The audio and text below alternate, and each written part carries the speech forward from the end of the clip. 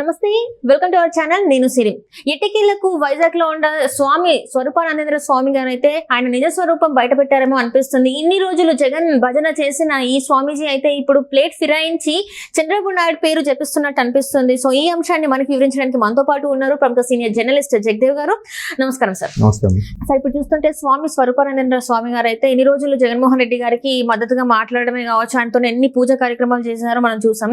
కానీ ఇప్పుడు జగన్మోహన్ రెడ్డి గారు ఓడిపోగానే తను ప్లేట్ ఫిరాయించేసి చంద్రబాబు నాయుడు గారు నేను ముందే చెప్పాను, ఖచ్చితంగా బాబు గారే గెలుస్తారు, నేను ఫస్టే చెప్పానని చెప్పేసి ఆయన నిన్న మాట్లాడడం చూసాము. ఎందుకు ఇలా మాట్లాడారంటారంటే ఎవరు అధికారంలో ఉంటే వాళ్ళకి జయగొట్టే పద్ధతి వీళ్ళు కూడా చేస్తున్నారు అనుకోవచ్చా? గెలుస్తారని చెప్పినట్టు చూడలేదు కానమ్మా. కాకపోతే కూటమికి నా ఆశీస్సులు ఈసారి బాగానే ఉంటుంది, మేము ఇక్కడ నిర్వహించే యాగాల వల్లే కేంద్రంలో నరేంద్ర మోదీ గారు కూడా మూడోసారి ప్రధాని అయ్యారు అనే టైప్లో మాట్లాడారు. అంటే నిన్న ఆయన ప్రెస్ మీట్ పెట్టడం, ఇప్పుడు స్వాములకి ప్రెస్ మీట్ పెట్టే అవసరం ఏముందమ్మా? ఎక్స్ప్లెనేషన్ ఇచ్చుకునేంత ఇది ఎందుకు వాళ్ళకి? వాళ్ళని ఎవరేమంటారు, ఎవరేమనేశారు లేదు కదా, ఎందుకు తడుముకుంటున్నారు అనేది చాలామంది విశ్లేషకుల అభిప్రాయం. ఇప్పుడు స్వామి గారు శారదాపీఠం శ్రీ శ్రీ శ్రీ శ్రీ స్వామి స్వరూపానందేంద్ర సరస్వతి ఆయన పేరు స్వామి గారు. ఆయన పూర్వాశ్రమంలో ఒక గవర్నమెంట్ ఉపాధ్యాయుడు. తర్వాత ఏదో అంటే నేను విన్న కథనాలు ఎంతవరకు వాస్తవమో నాకు తెలియదు. తర్వాత ఇట్లా ఈ సన్యాసం వైపు వచ్చి ఇట్లా స్థిరపడ్డారు. వైజాగ్లో ముషిడివాడ అని ఒక ఏరియా ఉంటుంది, చిన్న ముషిడివాడ అండి. మన అటు ఆల్మోస్ట్ ఆల్ పెందుర్తి అవన్నీ దాటాక, పెందుర్తి ముందే అనుకుంటా, ముషిడివాడలో ఆశ్రమం పెట్టుకున్నారు. పెట్టినప్పుడు ఉన్న ఆశ్రమం ఉండే స్థలం వేరు, ఇప్పుడు ఉండే స్థలం వేరు.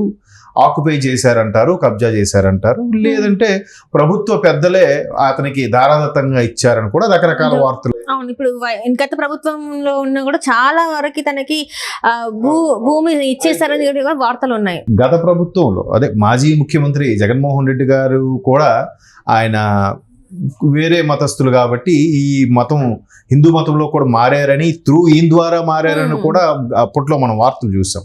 అది అయిన తర్వాతే ఆయనకి ముఖ్యమంత్రి యోగం పట్టింది. అది కూడా ఆయన రాజశ్యామల యాగం ఏదో చేశారు ఆశ్రమంలో. దానివల్ల జగన్మోహన్ రెడ్డి గారు ఏకఛత్రాధిపత్యం వహించగలిగారు అన్నట్టు కూడా రకరకాల వార్తలు. దాన్ని ఆయన మళ్ళీ మతం స్వీకరించడానికి చేసిన క్రతువు కూడా ఈయనే చేయించారని, పైగా అతను మంచి పరిపాలన చేశారు, లేదంటే మంచి నాయకుడు అనే ఉద్దేశం దీన్ని ఆయన ముద్దు పెట్టుకోవడం, అవన్నీ కూడా అప్పట్లో చాలా వైరల్ అయ్యాయి.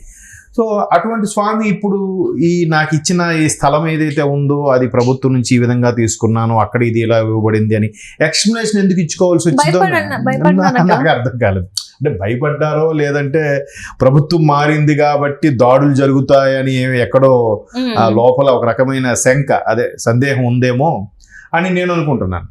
లేకపోతే అలా ఎక్స్ప్లెనేషన్ ఇవ్వాల్సిన అవసరం లేదు కదా, ఎందుకు ఇచ్చారు అనేది ఇప్పుడు చర్చనీయాంశమైంది. లేకపోతే ఆయన మాట్లాడకుండా లేదా లోపాయకారంగా బాబు గారిని కలిసో, లేకపోతే ఇంకెవరిని కలిసో, లోకేష్ గారిని కలిసో, కళ్యాణ్ గారిని కలిసో మాట్లాడి చేయించుకోవచ్చు కదా. అంటే ఇట్లా ఉంది, ఒకవేళ ఈ ప్రభుత్వం మారింది కాబట్టి ఆ గత ప్రభుత్వం ఏవైతే మాకు ధారాదత్తంగా ఇచ్చిన భూముల విషయంలో కానీ, తక్కువ రేటుకే అప్పగించిన భూముల విషయం మళ్ళీ వెనక్కి తీసుకుంటారా ఏంటి, మాకు అది కొద్దిగా కొనసాగేలా చూడండి అని ఏదో చెప్పి చేయించవచ్చు కదా. బట్ ఆ పరిస్థితి లేదు. గత ప్రభుత్వం చేసిన తర్వాత అంతకుముందు వరకు కూడా ఎన్ని ప్రభుత్వాలు మారినా ఒక ప్రభుత్వం కేటాయించింది, ఒక ప్రభుత్వం ఇచ్చింది, నెక్స్ట్ ప్రభుత్వాలు వచ్చి కూలగొట్టడము, తీసేయడము, పేర్లు మార్చడము, ఇటువంటి సంస్కృతి ఉండేది కాదు. ఎప్పుడైతే 2019లో ఈయన ప్రభుత్వం వచ్చిందో చాలా మారాయి. ఇప్పుడు ఎన్టీఆర్ యూనివర్సిటీకి వైఎస్ఆర్ యూనివర్సిటీ అని మార్చడము, కొన్ని దగ్గర ఎన్టీఆర్ సర్కిల్ అని ఉంటే వైఎస్ఆర్ సర్కిల్ అని మార్చడము, ఆ సర్కిల్ పేర్లు కూడా ఎవరు మారుస్తారు, మార్చుకోలేం కదా. అట్లాగా చాలా మార్చేసరికి అదొక కొత్త సంస్కృతి స్టార్ట్ చేశారనమాట. స్టార్ట్ చేసేసరికి వచ్చేవాళ్ళు కూడా ఉంటుంది, మేము వచ్చాక మళ్ళీ చూస్తాం రా అన్నట్టుగా. ఇప్పుడు ఏమంటున్నారు, ఇప్పుడు వీళ్ళు చేస్తున్నది ఏదైతే కూటమికి సంబంధించిన నాయకులు చేస్తున్నారని వీరు ఆరోపిస్తున్నారో, అసలు చట్టం ఉందా, పోలీసులు ఉన్నారని అంటున్నారో, మరి ముందు వాళ్ళు స్టార్ట్ చేస్తే కదా వీళ్ళు ముగిస్తున్నారు. వీళ్ళు ముందైతే స్టార్ట్ చేయలేదుగా. నిన్న శిలాఫలకం కూడా కేవలం ఇంక బ్రిడ్జి కూడా కట్టకుండా శిలాఫలకం కొట్టినందుకే ఆ మాజీ ఎంపీ గారు కూడా, భరత్ గారు, పోలీస్ కంప్లైంట్ కూడా ఇచ్చారంట. మరి ఏకంగా యూనివర్సిటీ పేరే మార్చేసినందుకు ఏం చేయాలండి? ఎవరి మీద కంప్లైంట్ ఇవ్వాలి? వీళ్ళేమి ఇవ్వలేదుగా.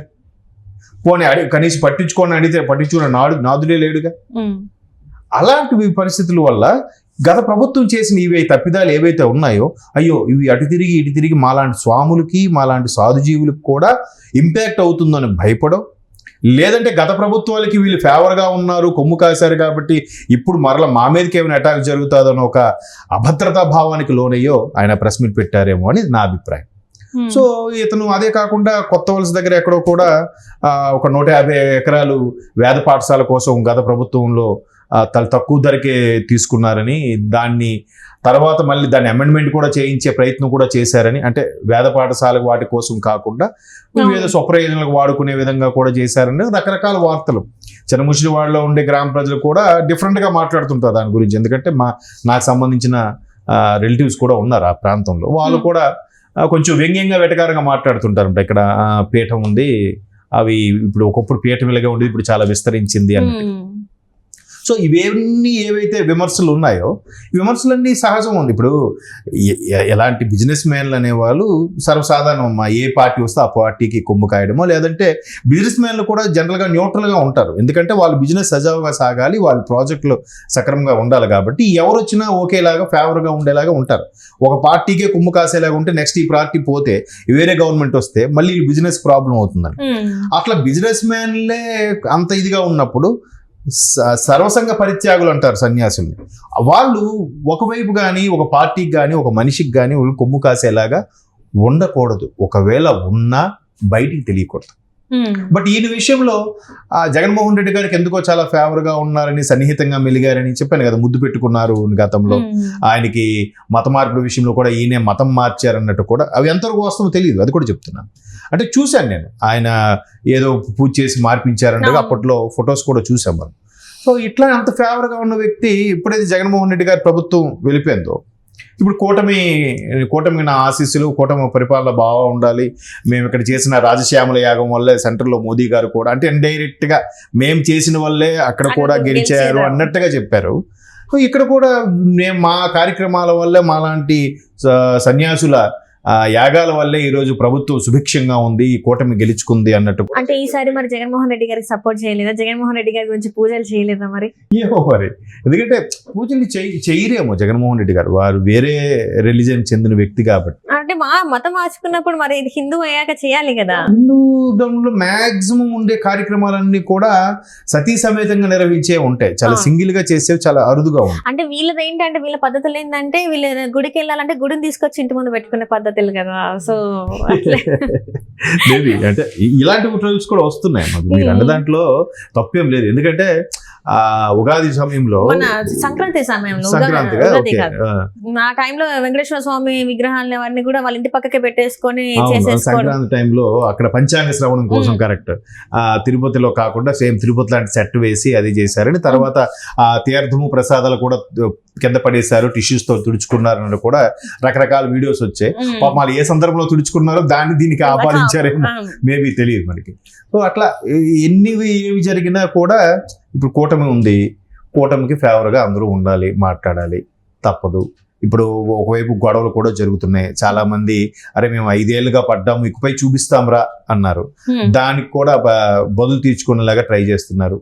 మరి సామాన్యులే అంత స్వాములకే వాళ్ళకే ఒక అభద్రతా భావం ఏర్పడినప్పుడు సామాన్యులకు కూడా చెలరైపోవడంలో తప్పులేదు అనిపిస్తుంది. చూద్దాం మరి స్వామి గారి యొక్క విజ్ఞప్తి ప్రస్తుత కూటమి ప్రభుత్వం పట్టించుకుంటుందో వింటుందో లేదో రాబోయే రోజుల్లో చూద్దాం. అంటే ఇవన్నీ కూడా వాళ్ళ భూములు, వాళ్ళ ఆశ్రమం సంబంధించిన వాటి కాపాడుకునే ప్రయత్నంలో భాగంగానే ఈ ప్రెస్ మీట్ పెట్టుండొచ్చు. లెట్ మీ సీ, చూడాలి ఏం జరుగుతుంది ఏంటంటే. Right sir, right. Thank you so much sir.